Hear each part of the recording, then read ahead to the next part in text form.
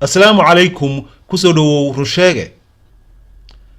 Dr. Ruja Ignatova macquul weeye inaadan maqal magaceeda laakiin bulshadii taqaanay waxay u ahayd sidii xidigii oo kale aadna way uga dambeeyeen.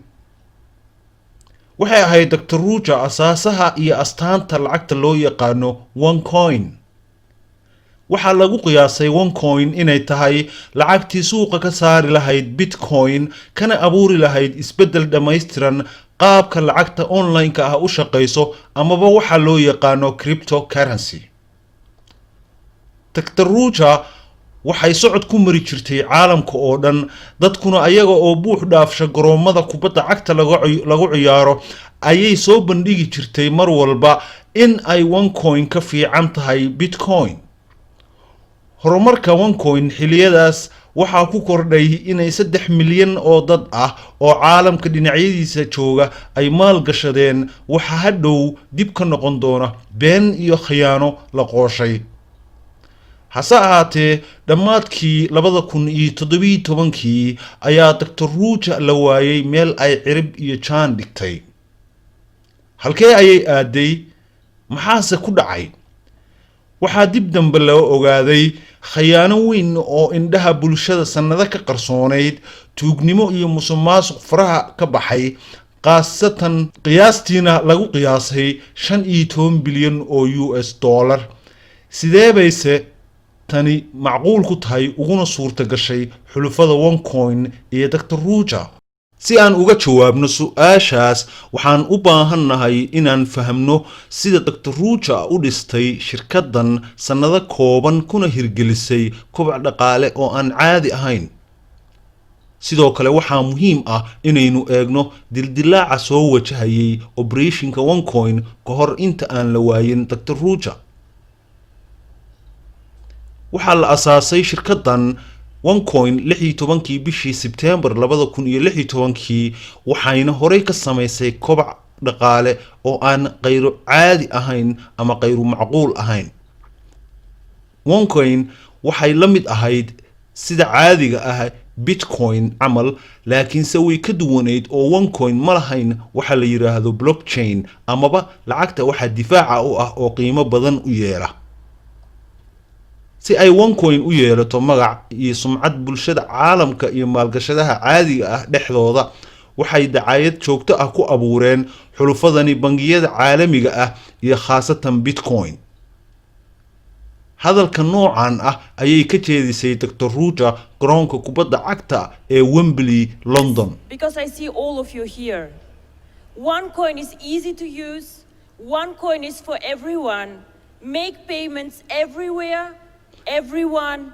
si ay OneCoin u hirgasho waxay hirgeliyeen xarakada la yiraahdo One Life oo asalkeedu ahaa bulsho jeclayd fursadan ay shirkadani u hayso qofka shakhsiga caadiga ah, taasoo suurto gelisay inay dadku aaminaan beenta joogtada ah kana indhasaabtaan cid waliba oo xaqiiqda OneCoin sheega ayagoo oranayay waa xaasid amaba bangiyada waaweyn ee caalamka ayaa soo diray.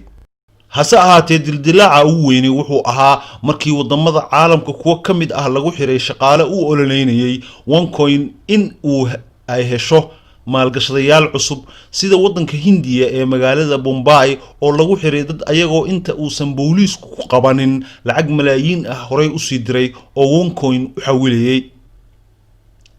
waxaase muhiim ah in shirkadda OneCoin qaab dhismeedkeedu uu ahaa sida shirkadaha lagu magacaabo MLM oo multi-level marketing amaba shirkadaha ku hareereysan oo ku dhisan in dadku qofba qof keeno si uu qofkaas dadka uu keenayo uu lacag uga sameeyo. tan saddexaad oo noo cadaynaysa in shirkadani been iyo khiyaali ahayd waxay ahayd in shirkadani ay OneCoin u iibin jireen sida education package ama maalgashi waxbarasho camal ah, taasoo ka dhigtay lacagta inaysan qiimo daba yaala oo lafdhabar u ah oo sax ah uusan jirin. waxay intaan oo dhami ay OneCoin ugu guuleysatay iyo Dr. Ruja in dowladaha caalamka ay fahmi waayeen in naqshadani tahay tuugo iyo wax sax ah sababtoo ah waxay ku dhuumatay Dr. Ruja sharciga caalamiga ah ee maalgashiga iyo iibinta badeecooyinka waxbarashada iyo internetka sida digital products.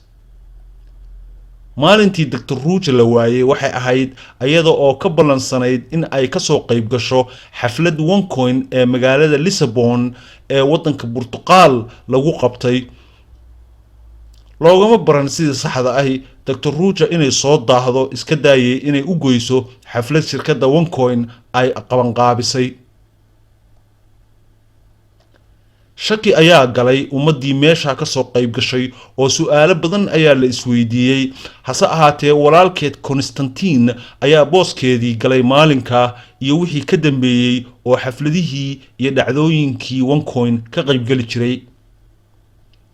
ilaa maanta Dr. Ruja meel ay ku sugan tahay lama oga. bulshada qaarkeedna waxay leeyihiin waa ay dhimatay, kuwana waxay leeyihiin waxay iska bedeshay wajigeeda ama muuqaalkeeda iyada oo ku dhuumaaleysanaysa magaalada Athens ee wadanka Greega.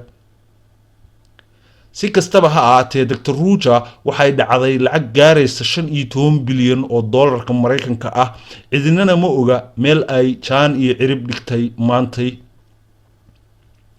dowladda Mareykanka ayaa ku xukuntay Dr. Ruja musuqmaasuq iyo dhac hanti bulsho, balse ayadii ma hayaan oo walaalkeed ayay xireen oo asna qayb ka ahaa xulufadani.